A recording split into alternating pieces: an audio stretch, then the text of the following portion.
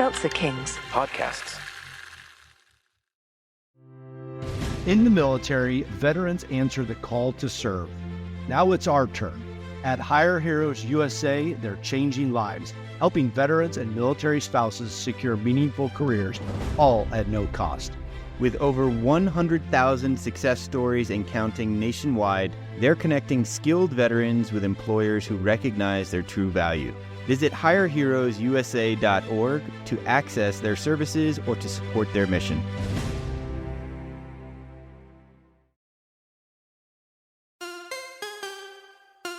What does an 18-year veteran of the tech industry and a 20-year veteran of the military have in common? More than you might think. Welcome, everyone, to the Second Act podcast, leveling up your life's journey.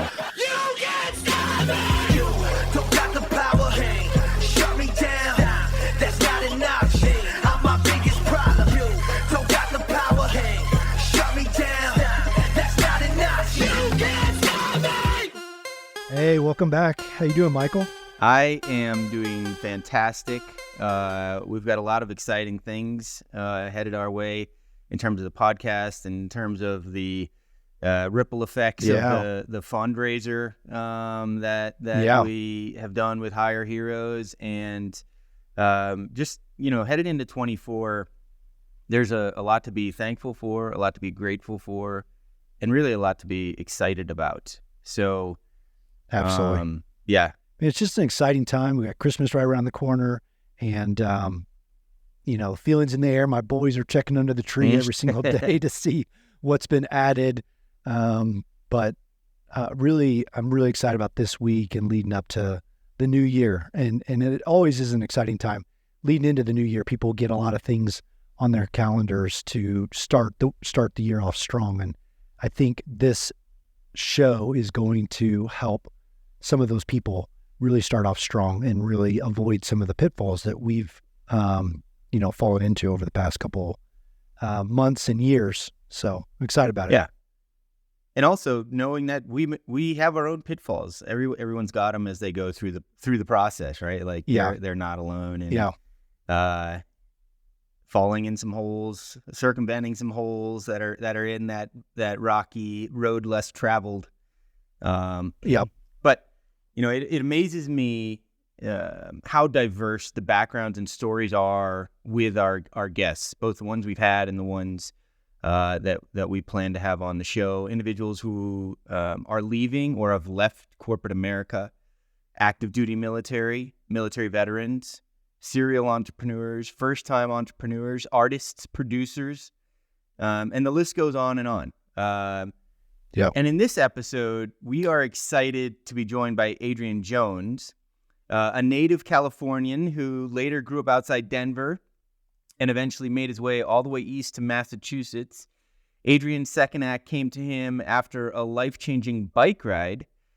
More to come on that. But his early professional career was spent in the consulting and financial services sectors with industry titans such as Deloitte, Wells Fargo, BlackRock, Schwab, where he served in leadership roles that spanned everything from business strategy to product management to channel marketing.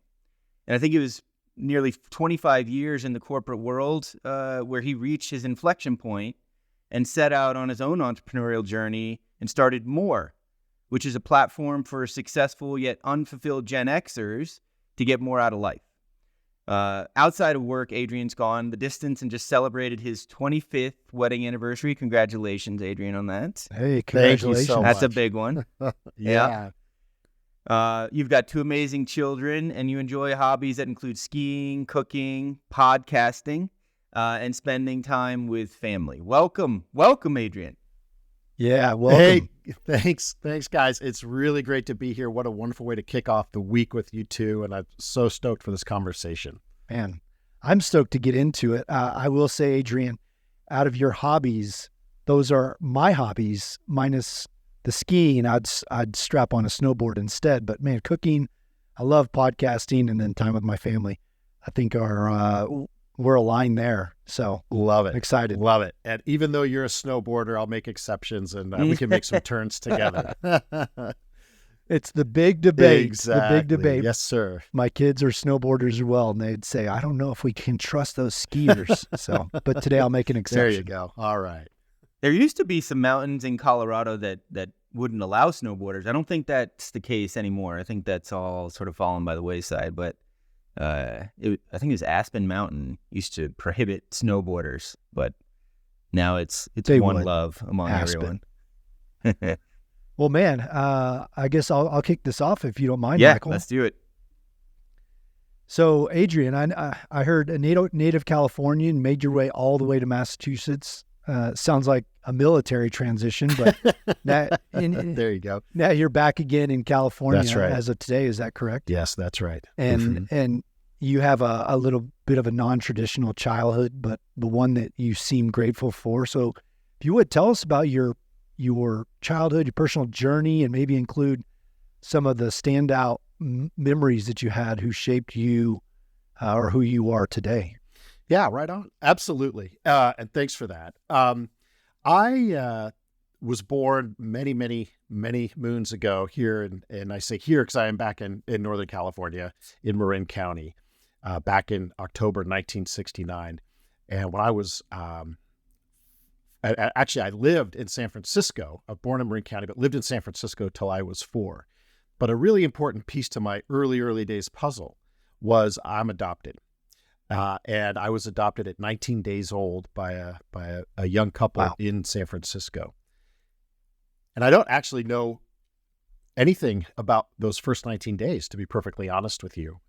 In those days, adoptions were closed. And so what they did is my biological mother gave birth to me, and I was swept away post-birth and into the nursery.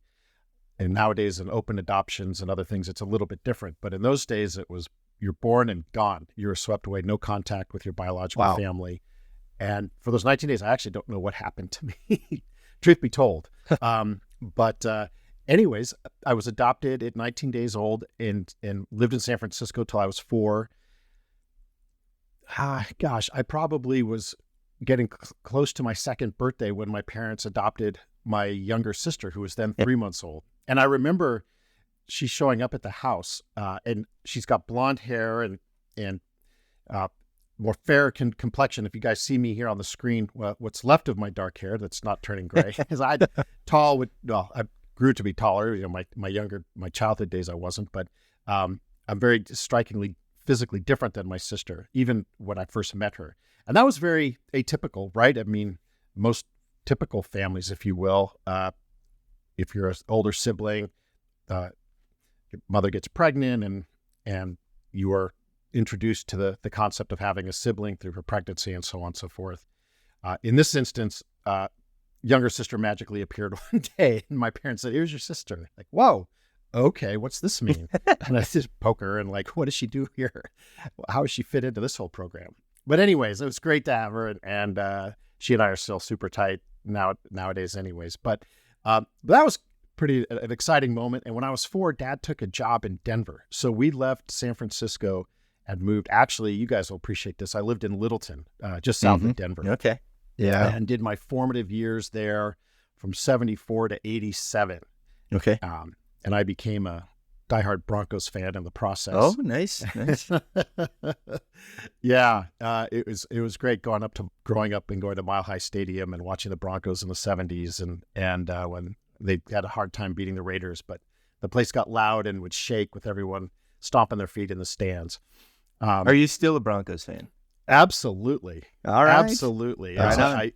I do really like the Niners too. So yeah, to my Niners friends who are listening might be a little shocked, but actually if they know me, they know I also love the Broncos. But just one of those strange things. Yeah. Where I love both those organizations. So I've got some roots. I'm not native to Colorado, but spent the really good formative years there. And you ask about some really powerful moments that stood out for me growing up in Colorado. One that really stood out for me was in my early teenage years. My mom became sick with ovarian cancer, and she was given a 25% chance of making it.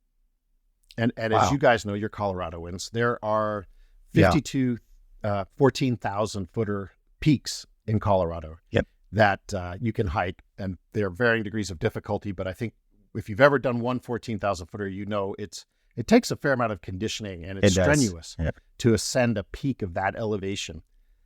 I'll never forget Mom when she was speaking of peaks, in the peak of her chemotherapy and going through it all. She didn't have hair. Her body was a bit of a fraction of what it was when she was fully healthy.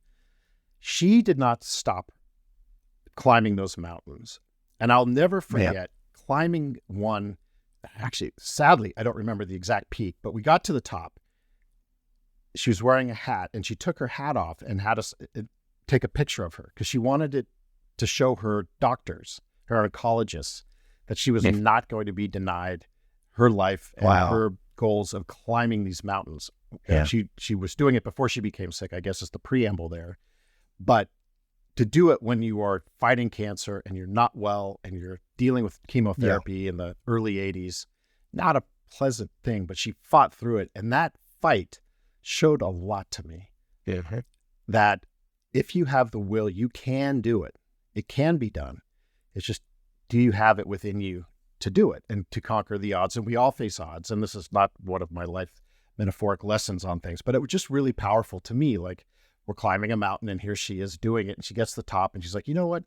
I'm going to take a picture, and I'm totally bald on the top of this mountain, and just take a picture. And I want to show my oncologist that I did this. And I just thought, well, that is so cool. It really, really resonated with me. It still does.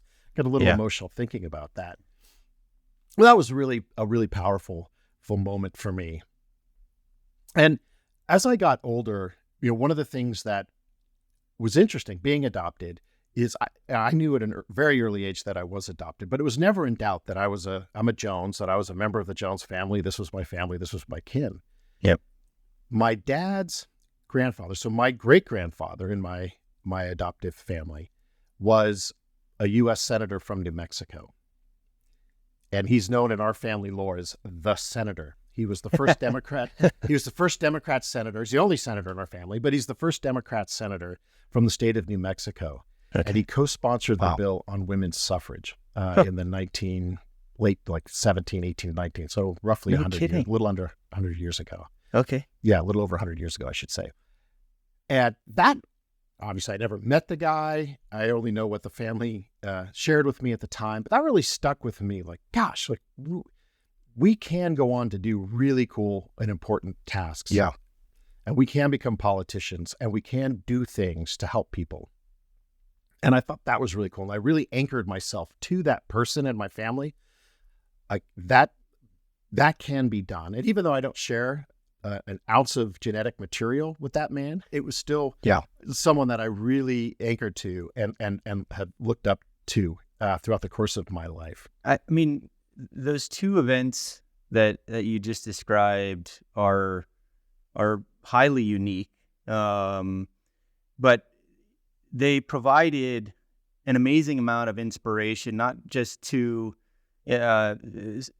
oneself and their immediate family, but the story that you're able to tell and the photo that you're able to share, or that has been shared by your mom, and the impact of what your great-grandfather had in that process, the significance of that and the impact that that's had on society in ways and maybe don't know are really something to just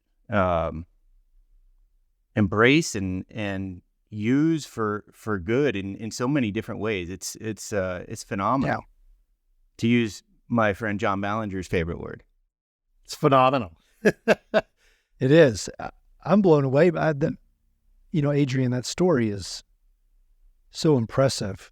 And you're right. Even though your non-biological parents or mother and grandfather are doing these amazing things, what you're presented with and what you see on a daily basis impacts you to such an extraordinary level. It doesn't matter if you're genetic, if it's within your genes or not. So that what you were able to be surrounded by is amazing. Yeah. Very lucky. I was adopted by a really terrific family. And I think to your point, John, it's an interesting point you make in that, as you said that, I was thinking, I think you have to also be open to things. Yes. And it might not be the the traditional journey that you're on and the typical array. Like being an adopted kid in the 70s was, well, it was not unusual, but it wasn't common. But we took it as this is what it is. In fact, when I was told, as I remember, now my parents and I have a ongoing, to this day, we have a debate about when they told me I was adopted. I claim it was when I was in 4th grade. And they said, no. We told you much younger. You just didn't understand it till 4th grade. I said, no. You didn't tell me till I was in 4th grade because that's when you told me, because that's when I remember it. But anyways, point being, I went to school the next day and told anyone who'd listened to me, I'm adopted. I thought it was really cool. Yeah. And I'm pretty sure there were other adopted kids in my class or in the school at least. And I don't think they were out there as I was. But to me, that was really how I began to identify myself and put myself out in the community. Like, this is who I am. But I think, John, I'm circling around to the point I wanted to make is, no matter what your circumstance is, if you are open to learning and you are looking for the signals and you are open and eager to find those signals, you can be exposed to some really tremendous things. Yeah. And I think it's a mindset thing. And I'm not saying I've got the perfect mindset and everyone's got to follow Adrian Jones' mindset. No. But it's just an interesting observation, John, that you had said that I wanted to riff on for a sec. Yeah. Wow. So you're developing this mindset during your formative years, seeing family members overcome obstacles in various ways, which I'm sure played a role in developing your work ethic, your focus on achievement, your idea of perseverance. So tell us a little bit how you climbed, how you used that to climb the professional ranks of the places, the financial institutions where you worked, eventually landing in leadership positions. Tell us a bit about that. And then were there any standout moments along the way that in hindsight were precursors to the lead into what is now your second act? Yeah, that's a tremendous question. Thank you for asking it. I think going back to my mother's story about fighting cancer, and she did successfully fight cancer. She's still with us and doing very well. Amazing. Wow. And I used her story to apply to in my college applications. And in fact, I think I actually used it when I applied to business school. I got my MBA from UCLA. And one of the key things that's probably intuitively obvious here is overcoming long odds and setting a goal and conquering it. And that was the epitome of that story that I shared with you about my mom. Almost it's trite to say, but that's literally what happened and what she did. So I think, Michael, for your question, I think I didn't know it at the time, but those messages got stuck deep within me about setting a goal, conquering it, knowing that life could set you back, but not letting that be a setback. But it could be, and I didn't know this at the time in my 20s or so, or early 30s or what have you. I'm much older than that now, qualifier. But in those early years of my young adulthood, I just knew that you had to go for it and stay with it.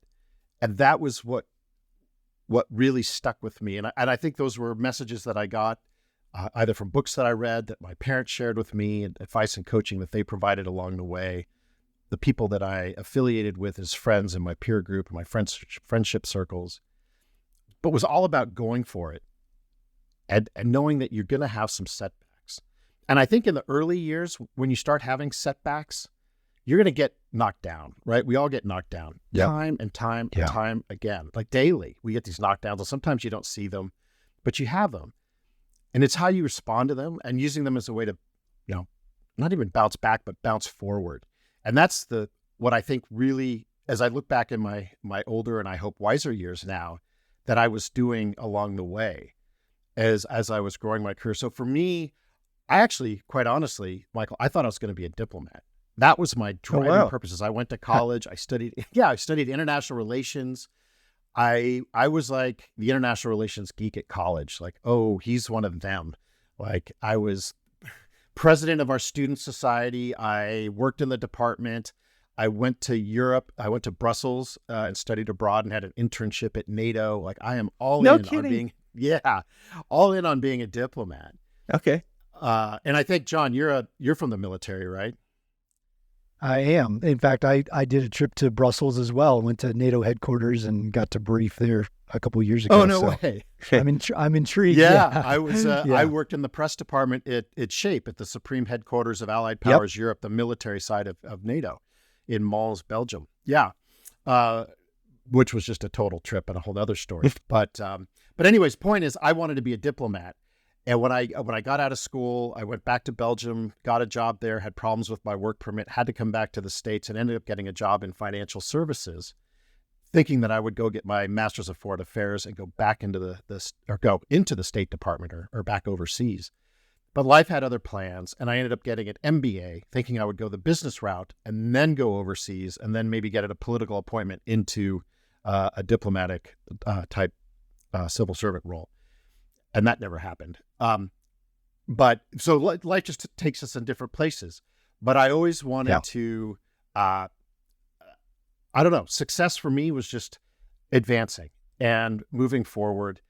I sort of lost sight of my goals mid-career in financial services, about what I was trying to do, where I wanted to be. But I knew that I had to keep moving forward, getting another promotion and one thing and another.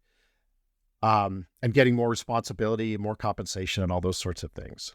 Was there something in there, Adrian, that caused that fog, that fuzziness at the point, maybe mid-career, where caused you to start to lose sight of where you wanted to go next? What was that?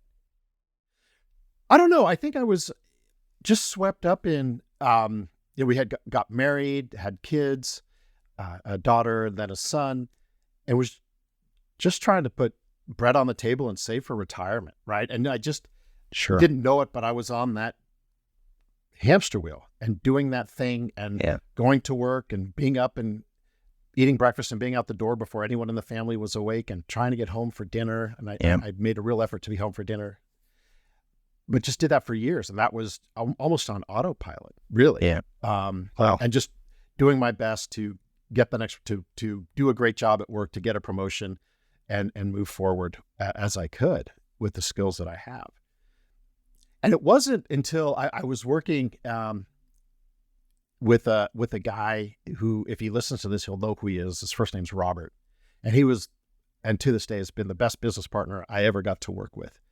One afternoon, we were talking in his office, and we just had a meeting, a one-to-one meeting, going over some strategy plans we had for, he ran sales for a distribution team, and I was helping him devise a strategy for them. We wrapped up the meeting, and I was walking out of the office, his office. And he stopped me. He said, "Adrian," he said, let me ask you a question." I said, "Yeah, shoot, Robert." And he asked, "What are you doing to put a dent in the world?" Yeah. And as you guys responded, it's exactly how I responded. I thought, wow, I didn't see this question coming. I'm not surprised it came from him, because he's all about making a difference and being involved in the community in any way that he possibly can. So that wasn't surprising. Just fielding that question, that moment caught me. And I had the same response you guys did. I was like, whoa. And I quickly thought, well, I'm a husband, I'm a father. I coach youth soccer at our community soccer league, our rec soccer league here. I raise money for the school foundation. I'd raised thousands at this point or whatever. And I didn't feel like my answer was adequate. As I shared this with him, he just sort of looked at me and nodded his head and said, I shared all that with him. And he goes, "Oh, nice." And I walked away from that. And this was in early 2011. And it's been many years, and I still think about that conversation. And that really sat with me. It's how am I putting a dent in the world? And not to assign judgment on one person's dent versus another person's dent. It's just, what is my dent that I'm going to put in the world? Yeah. Adrian, would you say that interaction was the defining moment in your life that caused you to kind of question everything, pause, and figure out if you needed to change your direction? It was not the defining moment, but it clearly was a powerful moment for me, and a question that kicked off a lot of reflection around that topic. How am I putting a dent in the world? And how best do I do that? And is being a father the dent that I need to be putting in the world. And that's a phenomenal, being a great engaged parent. Huge. That's an amazing dad. That's one of the most important roles we have on this planet. Absolutely. Is to be a wonderful parent to your children, to raise them and be there for them and be present with them. What an amazing gift you can give your kids. But for me, I felt like there's got to be something more that I can do. And tying it back, John, to being adopted, I always felt as a kid that I was meant to be here, that I had a higher purpose. Now I was born pre-Roe v. Wade, but my biological mother still had choices to make. And her choice was to have this child and to get me into a house with loving parents. And so for me, I always carried that with me. Like, I'm here, like my biological mother fought to give birth to me in not so great circumstances. So I'm here for a reason, and maybe I even have an obligation to do something with myself. And I think maybe that's Michael, who, going back to your question about some things that fed me, was I always felt like I really should do something with this because I was given the special gift. Not that, I mean, my special gift of life is any different than anybody's gift of life, but it's the way I saw it. Sure. Like, this is really powerful to me, and I think I should really do something with this. And so that was really strong for me. Adrian, and some of the things you're saying, I mean, it in some ways channels some of the more famous quotes by Steve Jobs. You talked about zigging and zagging and not really knowing sort of where you're going to end up in life. But I believe one of the things he said is you can't connect the dots going forward. You can only connect them looking backwards. Yeah, right. And he also talked in some way about putting a dent in the universe and the things that he was doing. And it's a very thought-provoking question, right? When you're putting a dent in the universe is infinite in some ways, and you need to put a dent in that. That's pretty significant. But if anybody's familiar with the butterfly effect and how one small thing, a butterfly flapping its wings in Africa, can cause a hurricane in the United States, and the concept around that, it starts to help sort of make putting a dent in the universe a little more practical in terms of the impact that you can have on yourself, on your family, on your community that you're working and supporting. So it's thank you for sharing all that. But what I know John was talking about the defining moment, and you said that's not necessarily the defining moment. What was that defining moment in your life that caused you to say, hold on, hit the pause button, full stop, time to change? Absolutely. And this one is a no doubt about it moment for me. This was in the fall of 2016. In fact, very specifically, October 8th, 2016. It was a Saturday morning. I'm in Marin. I moved here in 2006. So we'd been here for 10 years. And for those of you that are mountain biking fans, you will know that the birthplace of mountain biking is in Marin County, California. Now, all deference to you Coloradoans out there, we're not going to argue with you. That's well, you might. The people might say, well, actually, it was Crested Butte, and the Marin people say, no, it was Marin. I don't know. I live in Marin now, and so it was Marin. Yeah. But anyways, there's some tremendous biking, but the topography and geography here it's very steep, and to get anywhere, you've got to go up. And I was starting a climb with 3 other friends of mine on our mountain bikes, going for a nice ride that we had done several times together in the past. And it was then that I suddenly on this climb lost all the strength in my legs. Like, it vanished at a snap of a finger. Shortly thereafter, I became incredibly dizzy, like scarily so. I like to say I felt like I was in a kaleidoscope on a merry-go-round going on a roller coaster. I've never felt this sense of dizziness and lack of stability in my life ever. It was all I could do to get off my bike. I started to throw up all over the place. Shortly thereafter, I got a pain in my chest. My friends did the right thing, and we stopped riding, and they got me down the mountain, which took a long time. My friend had a car there. He took me to the hospital, then known as Marin General Hospital, and it was there I found out I was having a widowmaker heart attack. Wow. And I'm told that when I got onto the operating table, that my left anterior descending artery, aka the widowmaker artery, was 100% blocked when they got to it. With which has a mortality rate that will make your skin crawl. It's not a good situation. Jeez. So Oh my they gosh. got me right at the right time, and I'm very, very, very grateful to be here.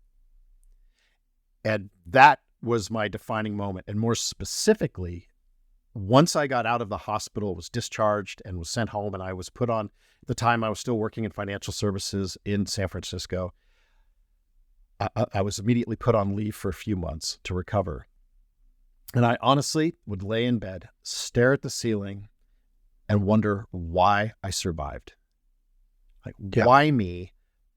Why was I given this yet another chance at life? Yep. And what am I supposed to do with this? Somebody somewhere give me a sign. And I would literally ask these questions of the universe. I just send them out and say, universe, give me a sign. What do I do? Do I just go back to my job in corporate America, do the 3-hour daily commute in and out of the city, doing that deal, getting on that hamster wheel and continuing on that path?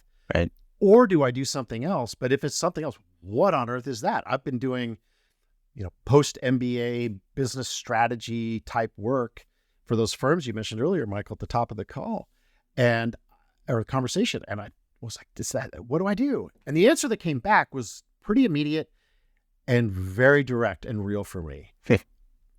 Almost a voice of God type moment, if you will. The answer was, use your story to help and inspire people. I love it. And I knew that's good. In that instance, that's exactly what I needed to do. I just had no idea how to manifest it. I was like, how do I do this? I have no clue. But that was the moment, Michael. That is very, very clear to me that this is when I knew what my life was all about and where I needed to be going. So a highly probable fatal event that you survived gave you a moment where you found your calling to help and inspire people, which became your purpose. And now you're in your second act helping Gen-Xers. You focused on this particular community to get more out of life. Tell us about that journey now that you've found your calling and your purpose and the importance of finding meaning through that work. Yeah.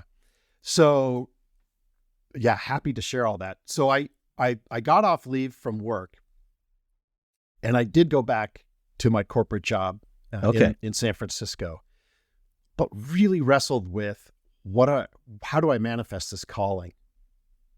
And on top of that, by the way, just a quick aside, is after my heart attack, I decided to go find my biological family, which I did. And it's been a remarkable reunion. I found both biological parents, and I have 3 half-sisters, and we're now, 6 or 7 years into our reunion now, and one thing and another.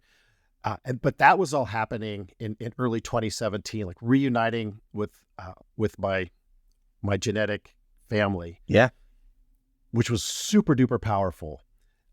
And going back to work, trying to figure that whole thing out. And with this whole greater calling of helping and inspiring people. So I tried to take it all on, which was somewhat of a fool's errand, I think, on my part. But what I quickly decided is I can no longer work in corporate America, and I really, really don't want to commute 3 hours a day in and out of the city. Yeah.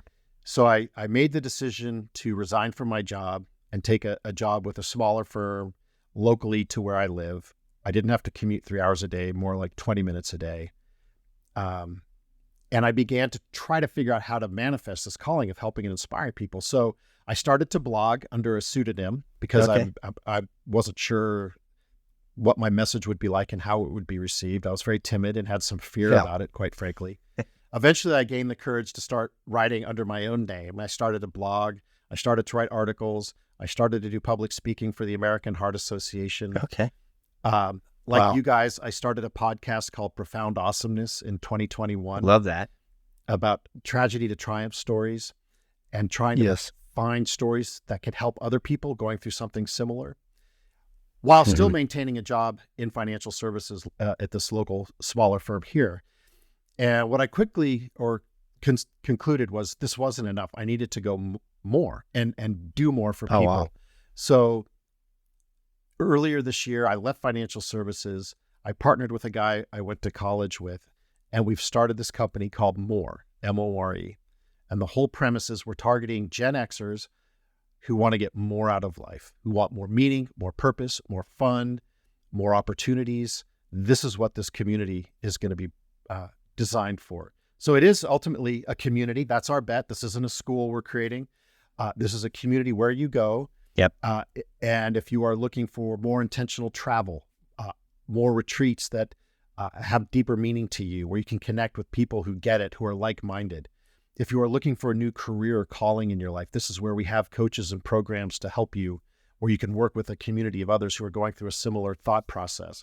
If you are going through a transition that we go through in my ripe old age, where you become empty, so many crazy things start happening. It's the sandwich generation. Your kids move out of the house, presumably. You become empty nesters.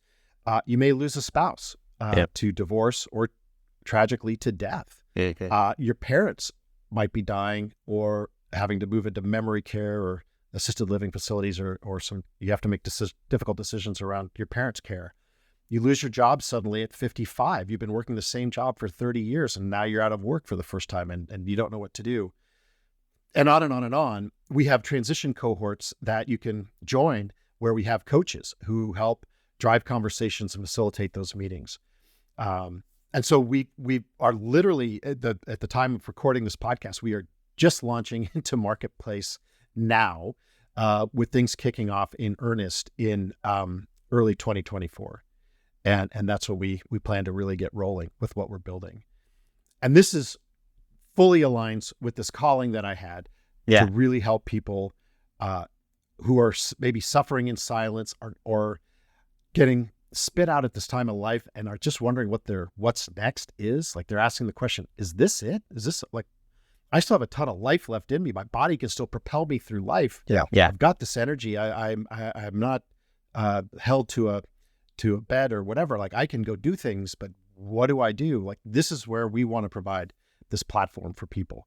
And when I say platform, it's not a software platform. It's a community platform. Well, I don't want to take away from this part of the conversation, but there's something that's intrigued me with your journey. And it was that, I think you said 6 or 8 years ago that you reached back out to your biological family and found out you had some half sisters.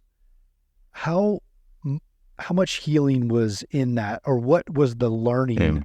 What did you take away from that? Either you took away, or maybe your other family, your biological parents took away. Can you kind of encapsulate that a little bit? Oh boy. That's a big one, and a deep and powerful and emotional one. And I'll tell you what, John, I'll try to summarize it. So, my biological mother never stopped thinking about me. Wow. And I tracked her down through the help of a friend of mine who's a genetic genealogist. And my first outreach was a letter to her, actually to both my biological parents. And they all live within an hour drive of where I live currently. But I sent them each a letter, and she sent me with my contact information in there, including my email address. She sent me an email a few days later, and the subject line was, "Thank you." And it turns out she'd been waiting her whole life for me to reach out. And she had always wanted to reach out to me, but she didn't feel it was in her place. And she had never changed her last name because she wanted me to come find her and thought that I might be able to track her down using her last name, which ultimately did really help. But now with these commercial DNA firms like Ancestry and 23andMe, that short-circuited some of that. But it was super helpful that she had hyphenated her maiden name into her married name, which she did in fact get married later in life. So there was tons of healing for her. Like to it's unfathomable, I think, in her words, unfathomable to relinquish a child. And so she carried that guilt with her and still does to this day. And we have a lot of deep conversations about this topic, but for her, it brought her a closure to it, to a sense, to as much as one can give a mother, I suppose. I'm not a mom, but I guess it just to extent brought her a ton of closure. And one anecdote, John, that really floored me, was so moving, is when I met my the paternal side of my family. I met my father and my two half sisters on that side all at once. We met at the same restaurant, and we had a wonderful gathering, and it was so surreal and so wonderful on so many levels. The next day, I called both my sisters and just checked in on them to see how they were doing. And one of them confessed to me that she had stayed up the whole night after we had met, crying. Huh. I said, Wow. "Oh my gosh, look, why were you crying? Like, what happened?" And she said, "All my life, I wanted a brother, and now I have you. And I feel that part of my soul is now complete." Man. And that's good. That hit hard with me. That really landed. Yeah. I thought about it. And it wasn't for a couple months later that really occurred to me that my soul was now complete, having them in my lives, that I had questions I never knew I had they had been answered by knowing them and understanding. Finally, I knew the story that led to my creation. I never knew that. I didn't know any of that stuff. And so to know how my biological parents got together, and in fact, they were engaged in their mid-20s when she became pregnant. And then she decided that they weren't going to get married, and that as a single mother in the late 60s was not supported at all. So she had to relinquish me to a family who could care for me. And in her mind, it was a married couple. And that's what she wanted for me, and placed me in that situation. So yeah, John, I mean, it's a really, really deep thing. And for us, like, we're trying to catch up on lost time. We met when I was 47 years old. So we're catching up on those first 47 years and building on as we go. But one of the eternal gifts that all this gave me is that, you get to a stage in life and you figure like, well, this is it. Like, I'm married, I got my kids, like, I'm doing the thing, and this is my life, and I'm just going to carry on and do the deal. And then you have like, boom, there's this whole new family of yours that you get to meet all of a sudden. And you're like, holy cow, like, this is incredible. I got to meet all these people and learn about them, and they can learn about me, and we can grow together and create traditions together. And I can be the uncle to their kids, and you can be the aunties to my children, and all this sort of stuff. And it's just been so neat to like get this like infusion of energy and a whole new world open to you at midlife, so to speak. It's been really cool. Thank you for sharing that. I mean, that's an incredible story, Adrian. And you are living out the rest of your life, getting more from life. I mean, literally. Totally. And I think it probably is where you're able to draw inspiration to pass on to others, all the different dimensions of your life that has happened through those various stages. And, sort of bundling all that up and creating a community for Gen-Xers to come to and learn from each other and learn from you is going to be a powerful journey at that as you move forward. So I know John and I are excited for you and for what you're going to bring to those folks who want to become part of what you're creating. Yeah, I'm so excited about this. I feel, for the first time in my professional life, I feel truly centered with what I'm doing. It's a little non-typical to do what I'm doing. I've got 2 kids in college, and I don't have an income at the moment, which is kind of like, what are we doing here, Adrian? Like, what's the move? But my wife has been eternally supportive, and she's like, you've got to do this. I believe in you. You've got to swing that big bat and take a chance at this. Which has been great to have her support. And so we're going for it. And our website is wearemore.io, not .com.io. And we welcome people to come check us out, reach out to me, how we could help, how we could collaborate, how we could partner. Ultimately, we want people. Going back to the heart attack thing, and this will be no surprise to either of you and your listeners, like, it was an aha moment for me to learn how valuable life is. And that we are so darn lucky for every breath we take and every opportunity we have to make in this planet. And I woke up this morning, literally the first thought in my mind was, thank you for another day. And so I want people who are just out there doing the thing and going about their business to like try to capture this element of getting more out of life and really being intentional about their what's next. Because when it's all over, that's it. Our one shot is done, and that's your thing. And so if I can help now, if this at my age group, and talk to my age group and my peers about getting to a better place through and we're doing it through the community of others, like, let's do it. Like, let's do the thing and get it done and help people and end this awful thing of suffering and silence. And by the way, loneliness is a terrible, scary thing. It is a bad news story in our country. It's getting worse and worse and worse with every passing year. As we get older, we get more and more lonely. Tons of data on this. Like, we need to put an end to that and create communities for people to be with each other, because that is when we are community people. We are community oriented. We want to be around people. So we have to create systems and solutions for people. So anyways, I'm getting excited. I'll get off my soapbox, but you get the Adrian, idea. I'll say you, in that last few comments, you essentially captured the essence of this show. Yeah.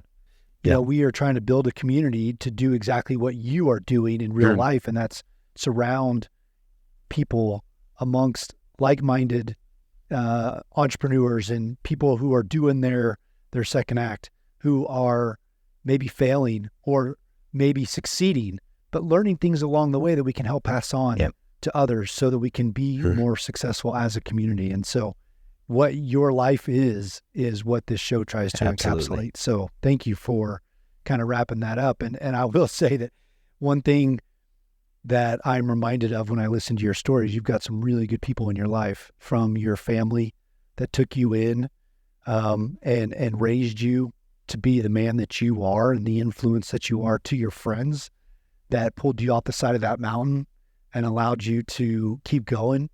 That's succeeding in my book, is being surrounded by people like that. That's success, to have those people who are there for you and who will be there for you for the rest of your life. So, man, your story is tremendous. I could probably be here another hour asking you questions. We may have to make this a two-parter, but are there any final thoughts or advice that you would share with our listeners, people that are in transition or starting something new? Give us a little tidbit before we wrap things up. Yeah, and let me just tack onto that, John. Adrian, you had mentioned having a very supportive spouse and just getting going, and you've found your purpose and you're being intentional with your time and what you're doing. But there's a level of uncertainty into what the next step is, what the next 10 steps are, how you're going to provide for your family. Help the audience understand how not to get overwhelmed. What's just the day by day you're taking to staying focused and living out the rest of your life in the way that you want to. Yeah, what I'm doing is so antithetical to who I am.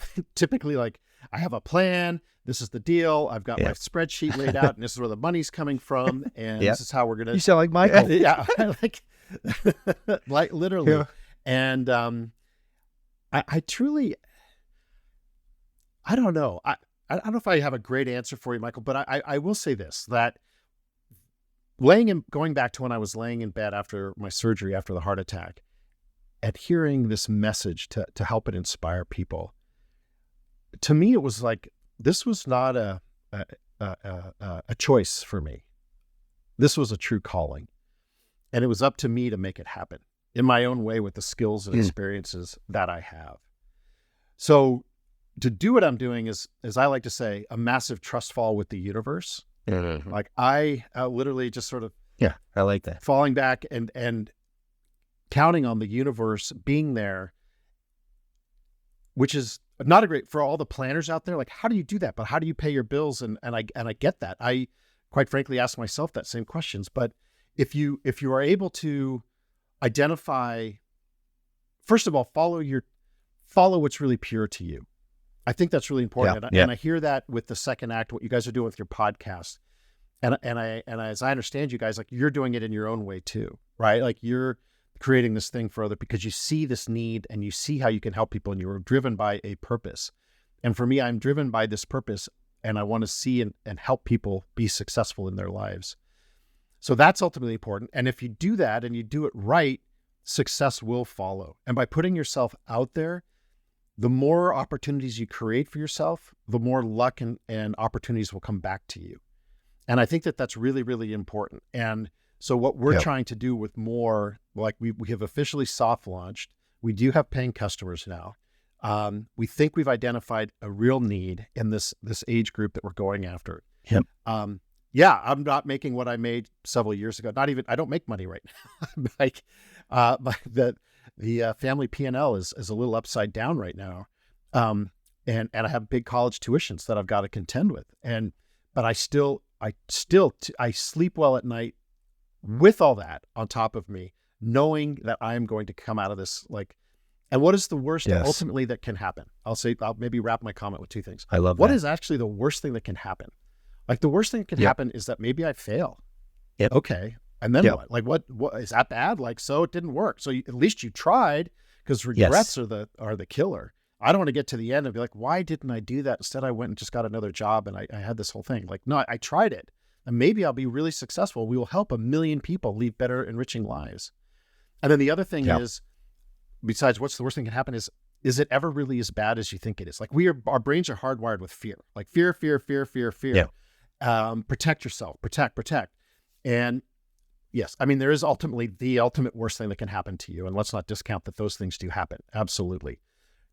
But on the whole, on average, when you face something, it's never really as bad at the end of the day. And most times when you look at the common denominator of all the times you've been knocked down or things didn't work out, what is the common denominator? It's you. And you got through it each and every time, one way or another. It didn't seem like it in the moment. Like, I'm never going to get through this. I am doomed. This is awful. It's over, whatever that initial response is. But you do get through it and you live to see another day, and you do get through the next thing, and it goes on and on and on. So once you identify, like, I can do that. I'm built for speed here. I can do this. I'm resilient. I can get it done. It will be okay. It may not be exactly like the storybook society story that people want you to live and breathe, but you get there in your own terms. So I'll leave it with that, but that's how to answer that question. Michael, I think he just summed up all of our episodes. Yeah. All of them together. Here we go. Yeah. I mean, man, follow what is pure to you. That really resonated with me. And that's what we try to preach is take those steps. Yeah. And it may be a couple steps forward and a couple steps back, but man, in that failure, you find so much more to be thankful for, and you find so much more growth. Instead of that, journey being a straight shot to success. Yeah, and I love the phrase you used, Adrian. I'm going to put that one in the bank about the ultimate trust fall with the universe. That's I've never heard that, but I love it. And I think a lot of people think about that in terms of faith, just having faith in something bigger than themselves to help them through both the good times and the bad. So, it's truly been a pleasure talking with you today. I mean, we've traversed your life journey.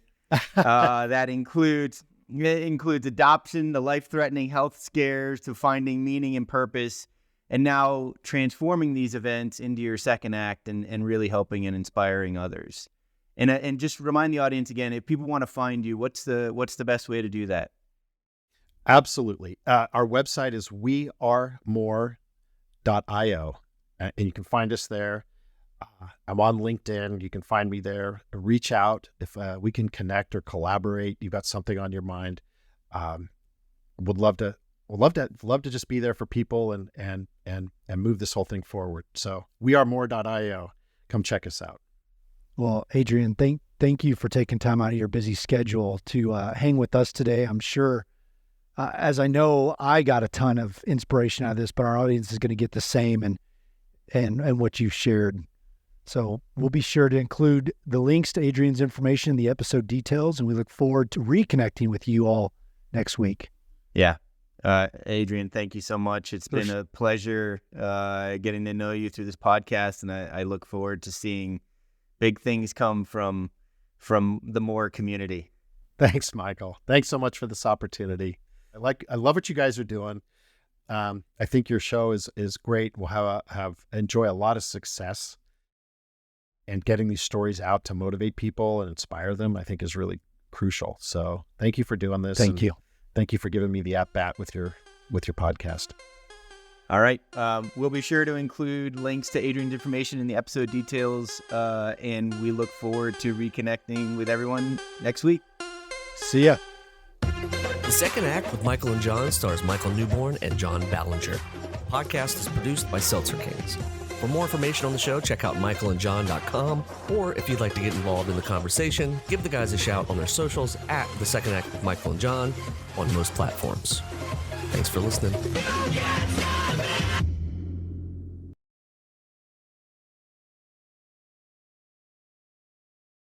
Seltzer Kings Podcasts.